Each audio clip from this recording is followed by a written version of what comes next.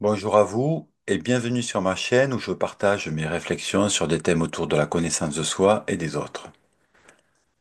Aujourd'hui, je vais aborder le thème quand et comment développer nos sens psychiques, ou en sous-titre, ces filtres qui nous protègent et nous limitent. Au niveau quantique et au-delà, nous vivons dans un océan d'informations, d'ondes, de vibrations. À ce niveau-là, fondamentalement, nous sommes cet océan. Et dans cet océan, tout est un, unifié, connecté. C'est dans cet océan que se trouve notre essence. Pour devenir conscient d'elle-même, cette unité a cherché à s'individualiser, se complexifier au travers de nombreux filtres qu'elle a créés en modifiant sa vibration originelle. Ces filtres sont des enveloppes, des champs de force électromagnétiques que nous appelons nos corps. Ces filtres, ou corps, sont au nombre de 6. Ceux qui nous sont les plus proches sont les suivants. Le filtre physique éthérique, le filtre émotionnel et le filtre mental.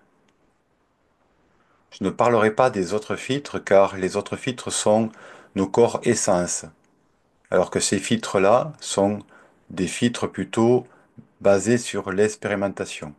Ils nous aident à expérimenter l'univers, le monde expérimental. Une analogie serait de représenter notre essence, cette unité que certains appellent le divin, par toute l'eau de l'océan. Il y a un de nos filtres par un réceptacle comme une bouteille d'eau. Si vous prenez de l'eau de l'océan pour remplir la bouteille, l'eau va s'identifier aux limites que lui octroie la bouteille. Elle va croire être cette bouteille. Puis, si l'eau de la bouteille est bue par une personne, l'eau s'identifiera à ce nouveau réceptacle.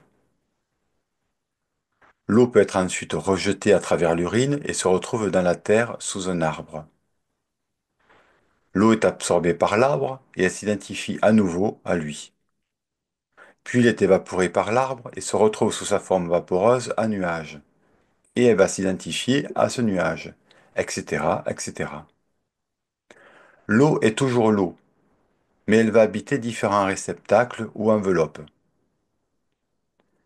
Ces enveloppes sont des ancrages permettant à l'eau d'expérimenter différents aspects d'elle-même dans un temps et un espace donné, à l'encontre de l'océan qui, lui, expérimente tout en même temps, sans identification, donc sans ego ou âme consciente individuelle. En tant qu'individu, notre corps mental, par exemple, nous protège de toutes les pensées du monde mental. Sans lui, nous serions envahis constamment par des milliards de pensées, nous rendant totalement schizophrènes. Les personnes qui ont des capacités de télépathie savent de quoi je parle. Si elles n'ont pas une discipline de concentration, elles peuvent être envahies constamment par toutes les pensées qui viennent de leur environnement. Ce filtre nous permet de rester concentrés sur les pensées sur lesquelles nous portons notre attention. Ce filtre est similaire à la mémoire d'un ordinateur. Si cette mémoire recevait d'un coup toute la mémoire contenue dans l'Internet, l'ordinateur disjoncterait ou exploserait. Ceux qui sont constamment envahis de pensées ont un filtre mental pour eux. Nous devons donc, avant de nous ouvrir à ce champ mental universel, intensifier notre conscience et concentration à travers l'observateur, le témoin qui est notre ancrage mental. Grâce à lui, nous pouvons regarder les pensées de l'océan mental nous traverser sans s'y accrocher. Le témoin dont parle Eckhart Tolle dans son livre Le pouvoir du moment présent est un observateur à l'intérieur de nous, capable d'observer toutes les pensées qui le traversent, tout en résidant dans un silence mental. Les pensées qui nous traversent sont en général toujours un petit peu les mêmes car depuis notre enfance, nous sommes focalisés sur un certain type de pensée, comme aussi quand on est focalisé sur une chaîne télé. Et donc c'est toujours un petit peu les mêmes courants de pensée qui nous traversent. Mais quand on s'ouvre à ce champ mental universel, en fait on s'ouvre à tous les courants. Donc il faut être très ancré pour pouvoir rester sain d'esprit. C'est pour ça que ces filtres sont importants pour nous. Notre corps émotionnel, lui, nous protège de tous les mouvements énergétiques du monde astral. Il nous permet de rester focalisés sur les mouvements qui traversent notre filtre dans l'instant. Sans lui, nous changerions d'état émotionnel à chaque instant, comme peuvent le vivre, à minima, les empathes ou les hypersensibles. Leur filtre étant plus poreux que celui des autres, ils captent davantage les émotions environnantes, ce qui les déstabilise. Ceux qui au contraire ne semblent ressentir aucune émotion ont un filtre super étanche. La raison en est que leur filtre est essentiellement concentré sur une seule émotion, ce qui empêche les autres de rentrer. En général, c'est le filtre de la colère, car celui-ci brûle tout ce qui passe au travers de lui.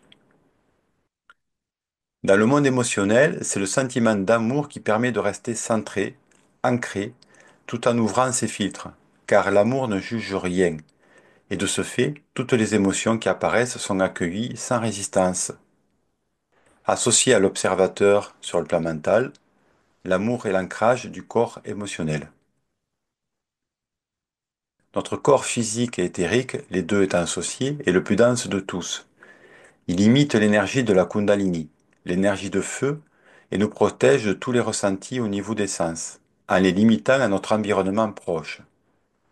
Sans lui, notre énergie pourrait nous dépasser, brûler notre corps, et nos sens se déploieraient à des distances considérables. Nous ne saurions plus où nous sommes situés dans l'espace-temps, nous serions perdus hors du corps. Ouvrir ce filtre pour accéder à ce déploiement de sens requiert donc que notre centrage corporel soit suffisant, que nous soyons conscients de notre corps à chaque instant et que nous sachions maîtriser l'énergie. Les personnes qui sont dépassées par leur énergie ou leur sens ont des filtres corporels et éthériques poreux. Dans l'énagramme, par exemple, chaque typologie a des filtres plus ou moins poreux au niveau de ses trois corps, ce qui leur donne certaines capacités ou handicaps selon comment on voit les choses. Les types mentaux captent mieux les pensées idées que les autres à travers l'élément air qui domine. Les types émotionnels captent mieux les ressentis et émotions que les autres à travers l'élément eau dominant chez eux. Les types instinctifs captent mieux l'énergie et les ressentis des sens que les autres à travers l'élément terre et feu. Cela reste ambivalent pour les types 9, 6 et 3 qui n'utilisent pas toujours leur filtre approprié. Mais pour résumer, il faut comprendre que plus notre centrage corporel est puissant, plus notre amour est grand, plus notre observateur est présent, plus il nous est possible d'ouvrir ces filtres qui limitent notre conscience tout en nous protégeant. Il veille sur nous comme une mère sur son enfant, attendant patiemment que l'enfant devienne mature et autonome pour se retirer. Chercher à ouvrir ces filtres à travers certaines techniques ou drogues comporte des risques. De nombreuses personnes se sont retrouvées en asile psychiatrique à cause de cela.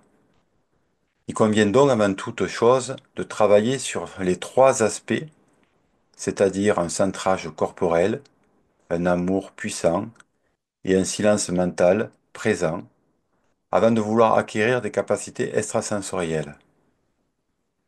Quand ces trois bases sont installées, celles-ci apparaissent simplement et se déploient. Si vous désirez travailler ces différents centrages, je vous conseille de lire le livre Sri Aurobindo ou l'aventure de la conscience. C'est un de mes livres préférés sur ce thème. Je vous remercie de votre écoute et vous dis à bientôt pour un nouvel échange.